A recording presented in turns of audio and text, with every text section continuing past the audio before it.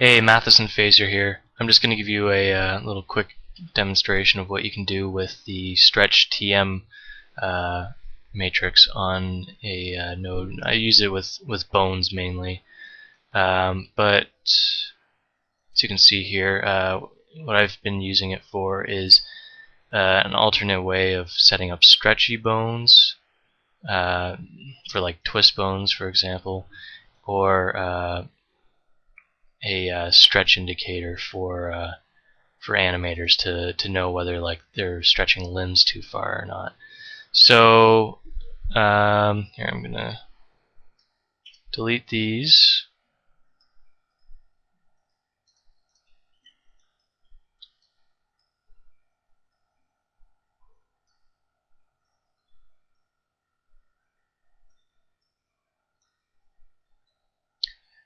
Okay, so there we go.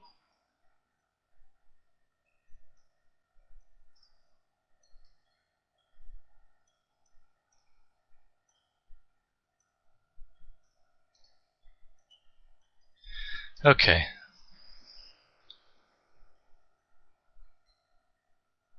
So for the stretchy bones, what we're going to do, I'm going to assign a float script to the position X track,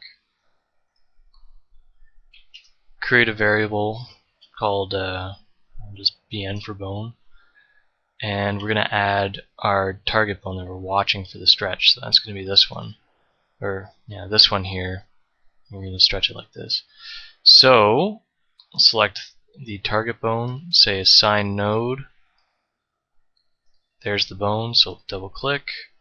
Now it's watching this bone, and here what we can do is we just put bone.length.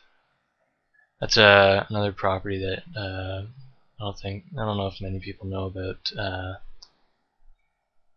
If you ever change the width and height of a nub bone,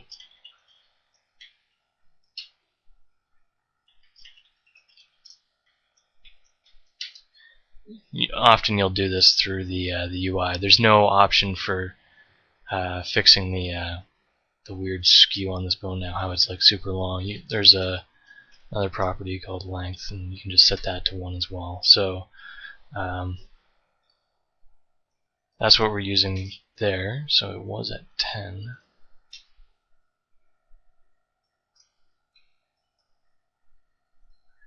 There we go.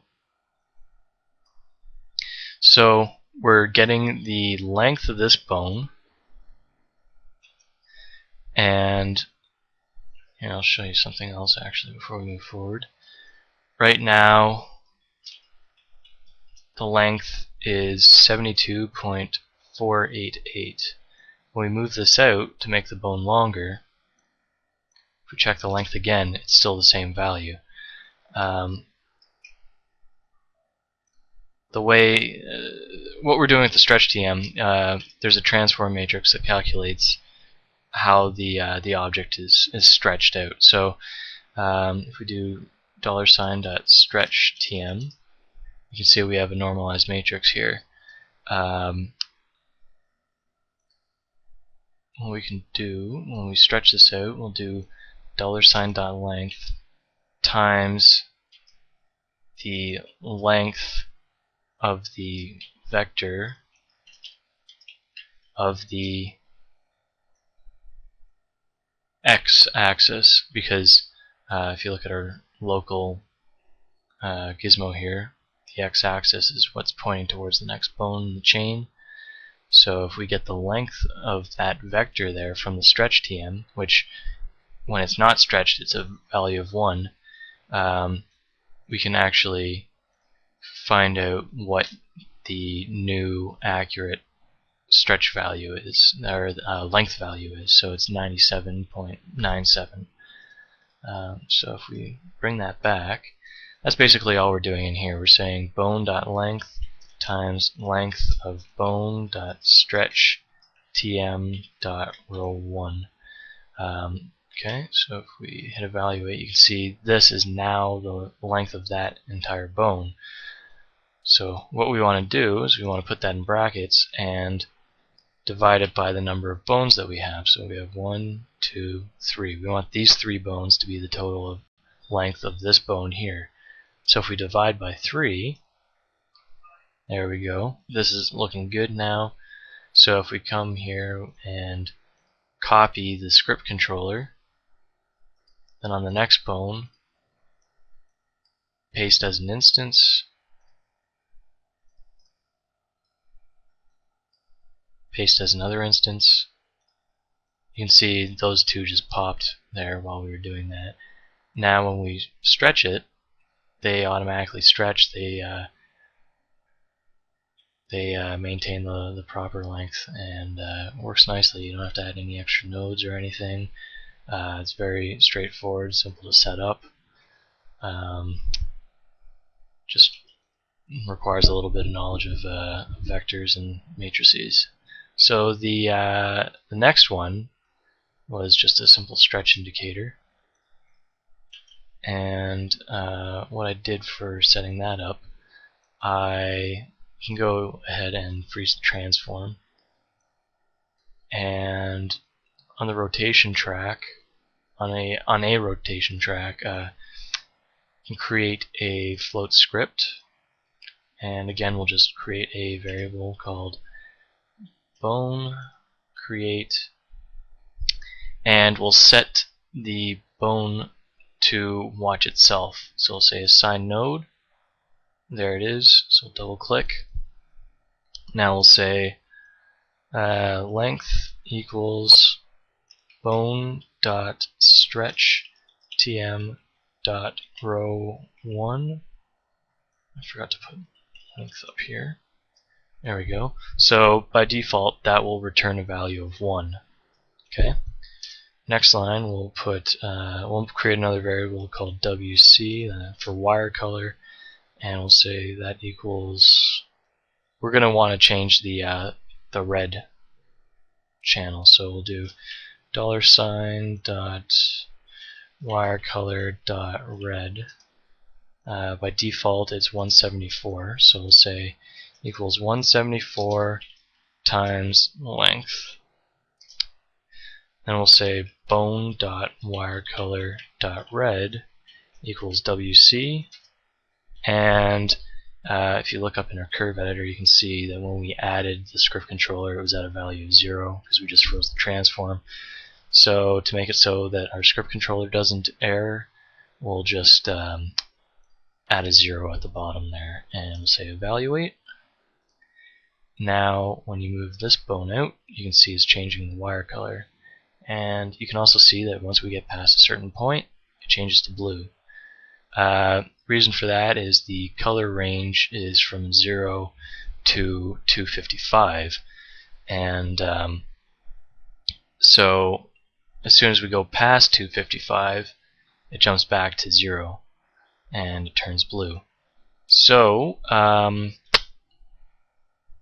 order to oh yeah, and also if we go back down this way, it's never going to jump back to red, because I mean you're never going to hit 0 if you keep just getting smaller and smaller. It'll always go like halfway if you keep going halfway. Anyways, yeah, it'll never hit red. So two things we want to do. We want to slow this down, because I mean we don't get too much stretch out of it before it pops.